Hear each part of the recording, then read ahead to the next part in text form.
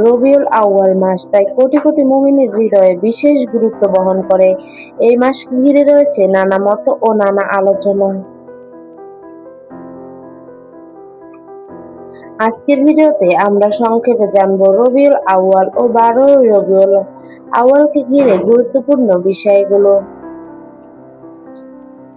কেউ মিলাদুন্নবী পালন করেন, আবার কেউ এটিকে বিদাত মনে করে বর্জন করেন। তবে আজ আমরা কোনো বিতর্কে না গিয়ে সহজ ও ভারসাম্যপূর্ণভাবে জানবো মিলাদুন্নবী আসলে কি,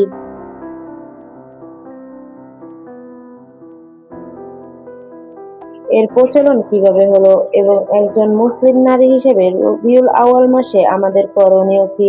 প্রথমেই জেনে নেই মিলাদুন্নবী শব্দের অর্থ কি।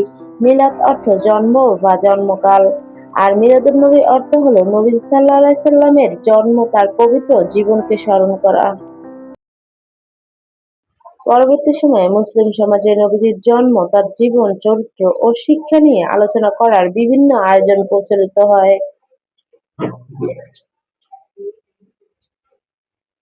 তাই এই বিষয়টি নিয়ে আলেমদের মধ্যে মতপার্থক্য রয়েছে।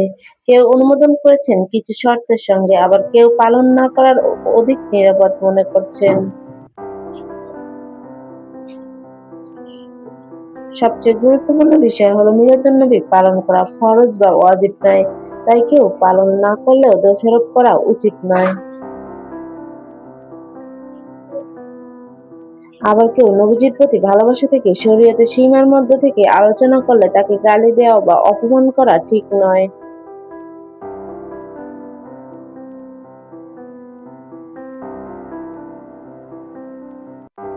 আবার কেউ নবীজির প্রতি ভালোবাসা থেকে শরীয়তের সীমার মধ্যে থেকে আলোচনা করলে তাকে গালি দেওয়া বা অপমান করা ঠিক নয়।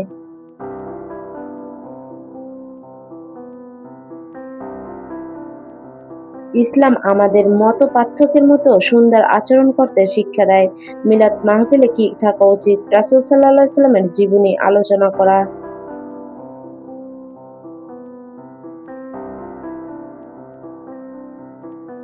তার চরিত্র ও সুন্দর আখলাকের কথা বলা, দুরূদ ও সালাম পাঠ করা এবং গরিব অসহায় মানুষের পাশে দাঁড়ানো, এসব ভালো কাজ। তবে কোনো মিথ্যা, বানোয়াট বা ভিত্তিহীন ঘটনা নবীজির নামে প্রচার করা উচিত নয়। নবীজি সাল্লাল্লাহু আলাইহি সাল্লামের মর্যাদা এতটাই মহান যে তাকে সম্মান করার জন্য মিথ্যা গল্পের কোনো প্রয়োজন নেই। কোন বিষয়গুলো থেকে অবশ্যই দূরে থাকতে হবে? মিলাদ বা যেকোনো ধর্মীয় অনুষ্ঠানের নামে গান বাজনা, অশালীনতা, নারী পুরুষের অবাধ মেলামেশা, অপচয় কিংবা শরীয়ত বিরোধী কোনো কাজ করা উচিত নয়। নবীজির প্রতি ভালোবাসা প্রকাশ করতে গিয়ে যেন আমরা তারই শিক্ষা লঙ্ঘন না করি। একজন মুসলিম নারী হিসেবে আমাদের করণীয় কি?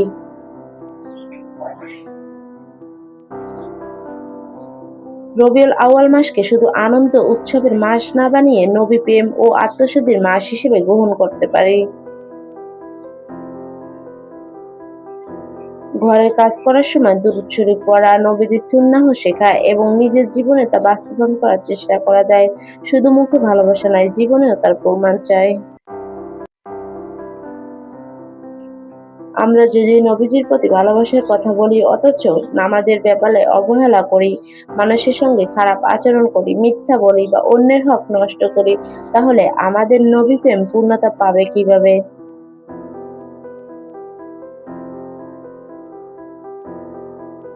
প্রকৃত নবী প্রেম হলো তার সুন্নাহকে নিজের জীবনে বাস্তবায়ন করা।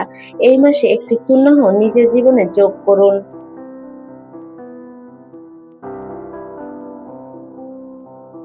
স্বামীর সঙ্গে সুন্দর আচরণ করুন, সন্তানদের ভালোবাসা ও আদব শেখান, অসহায় মানুষের পাশে দাঁড়ান, মিথ্যা ও গীবত থেকে দূরে থাকুন, নামাজের প্রতি যত্নবান হন আর বেশি বেশি দুরূদ ও সালাম পাঠ করুন।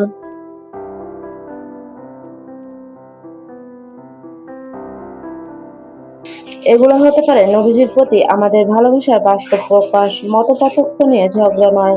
কেউ মিলাদ পালন করেন, কেউ করেন না, এ নিয়ে একজন আরেকজনকে কাফের বা বিদআতি বা নবী বিদ্বেষী বলা অত্যন্ত দুঃখজনক।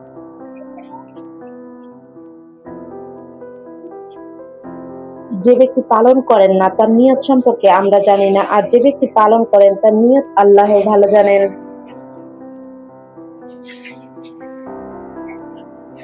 তাই আমাদের উচিত একে অপরকে সম্মান করা এবং মুসলিমদের মধ্যে ভালোবাসা ঐক্য বজায় রাখা।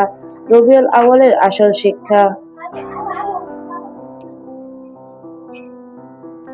১২ই রবিউল আউয়াল শুধু একটি দিন নয়, আমাদের জানা জন্য এটি নবীজির জীবন ও আদর্শ স্মরণ করার একটি সুযোগ হতে পারে। তিনি ছিলেন দয়ালু, ক্ষমাশীল, সত্যবাদী ও আমানতদার। তায়েফে নির্যাতিত হয়ে তিনিও মানুষের জন্য বদদোয়া করেননি। যারা তাকে কষ্ট দিয়েছে তাদের অনেকেই তিনি ক্ষমা করেছেন।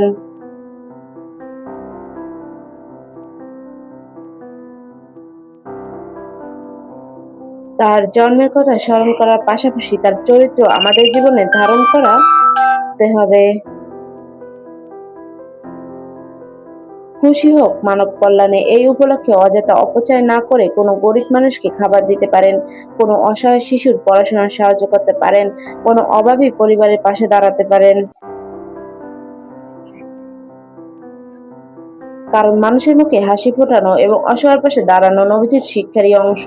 প্রিয় দিনী বোনেরা, আপনি ঘরে থাকুন কিংবা কর্মক্ষেত্রে যেখানে থাকুন, নবীজির আদর্শ নিজের জীবনে বাস্তবায়ন করার চেষ্টা করুন।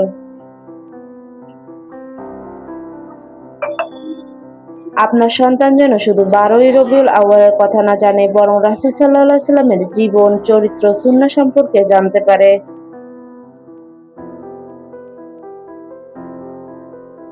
একজন মা তার সন্তানকে নবীজির আদর্শে গড়ে তুলতে পারলে সেটি হতে পারে নবী প্রেমের অন্যতম সুন্দরতম নিদর্শন। ঈদে মিলাদুন্নবী পালন করা নিয়ে মুসলিমদের মধ্যে মতপার্থক্য রয়েছে, তাই এই বিষয়ে কেন্দ্র করে আমাদের কোনো যেন ঘৃণা, বিদ্বেষ ও ঝগড়ার সৃষ্টি না হয়।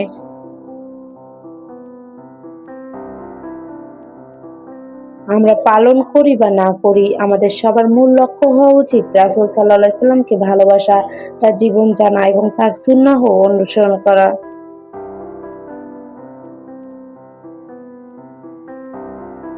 এই রবিউল আউয়াল মাস হোক আমাদের জীবনে পরিবর্তনের মাস। আমাদের কথা, কাজ, আচরণ ও পরিবারে যেন রাসূল সাল্লাল্লাহু আলাইহি ওয়াসাল্লামের সুন্নাহর প্রতিফলন ঘটে।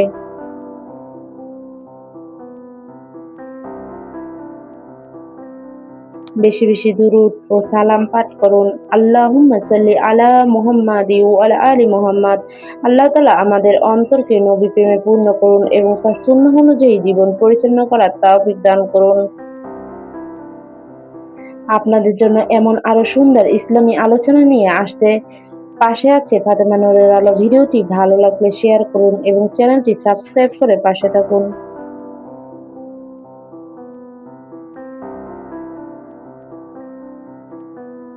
আসসালামু আলাইকুম ওয়া রাহমাতুল্লাহ। ভালো থাকুন, সুস্থ থাকুন। আল্লাহ হাফেজ।